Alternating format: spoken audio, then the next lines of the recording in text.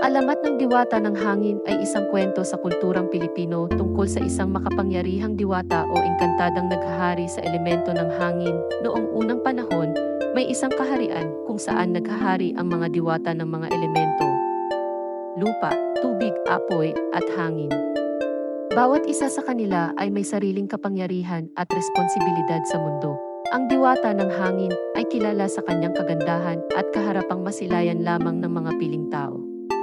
Siya ay may abilidad na kontrolin ang direksyon at lakas ng hangin na siyang nagbibigay buhay at lakas sa lahat ng bagay. Isang araw, may isang binatang magsasaka na nagngangalang Miguel ang mapadpad sa kaharian ng mga diwata. Si Miguel ay masugid na tagahanga ng kalikasan at mahal ang hangin. Siya ay nangarap na makita ang diwata ng hangin upang makipag-usap at magpasalamat sa kanya sa mga biyayang hatid nito sa buhay ng mga tao. Nang makarating si Miguel sa kaharian, naglakbay siya ng maraming araw at gabi hanggang sa makarating siya sa palasyo ng diwata ng hangin. Nang makita niya ang kanyang kagandahan, siya ay napahanga at di makapaniwalang nakita niya ito sa kanyang mga mata. Hiniling ni Miguel na maging alagad ng diwata ng hangin upang maglingkod at maging tagapagtaguyod ng kanyang kapangyarihan. Pinagbigyan siya ng diwata at mula noon ay naging tagapamahala si Miguel sa mga bagay na may kinalaman sa hangin.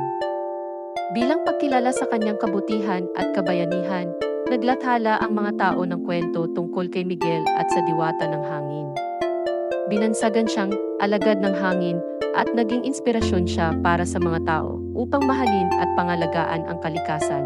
Sa bawat hangin na dumarampi, tinuturing itong paalala ng presensya ng diwata ng hangin at ng kabayanihan ni Miguel. Ipinapakita nito ang kahalagahan ng pag-unawa at pagmamahal ng tao sa kapangyarihan ng kalikasan at sa mga nilalang na nasa paligid nila.